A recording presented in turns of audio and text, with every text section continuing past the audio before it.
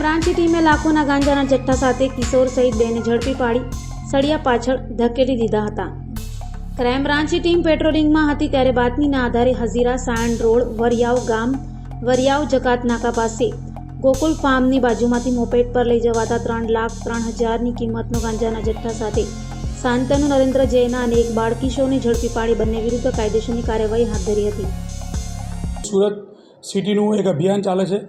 એ અભિયાન અંતર્ગત ગત તારીખ 5/4/24ના રોજ સાયણ રોડ પરથી કોઈ બે ઈસમો એક્સેસ ઉપર ગાંજો લઈને આવે છે એવી ખાનગી બાતમીના આધારે બે ઈસમોને ક્રાઇમ બ્રાન્ચની ટીમે ઝડપી પાડેલ છે, જેમાં એક્સેસ ચેક કરતાં 30 કિલો ગાંજો જેની કિંમત 3,03,000 તથા એક્સેસ કુલ મળીને 3,64,000 રૂપિયાનો મુદ્દામાલ કબજે કરેલ છે, જેમાં એક આરોપી જ્યુએનઆઈલ છે, બીજો આરોપી છે શાંતનુ નરેન્દ્ર જૈના, એક કડોદરા રોડ જોડવા પાટિયાનો રહેવાસી છે, મૂળ રહે ઓડિશા જિલ્લાનો રહેવાસી છે।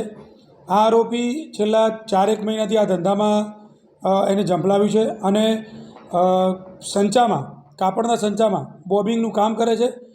આ ગુનો દાખલ કરી અને આગળની તપાસ અત્યારે ક્રાઇમ બ્રાન્ચ કરી રહી છે।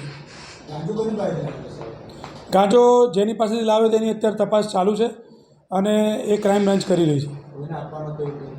એ તપાસ આગળ ચાલુ છે, એમાં વિગતો ખુલશે। હાલ આરોપી રિમાન્ડ ઉપર છે અને એની તપાસ ચાલુ છે। આ આરોપી અત્યારે હાલ તો એની તપાસમાં પ્રથમવાર લાવ્યો એવું જણાવે છે કે છેલ્લા 4 મહિનાથી આ ધંધામાં એને ઝંપલાવ્યું છે, પરંતુ રિમાન્ડ દરમિયાન જે વિગત વધારે ખુલશે એ આપને બ્રીફ કરવામાં આવશે। આરોપી પ્રોફાઇલ એ સંચામાં કામ કરે છે અને બોબિંગનું કામ કરે છે, કાપડના સંચામાં નોકરી કરે છે।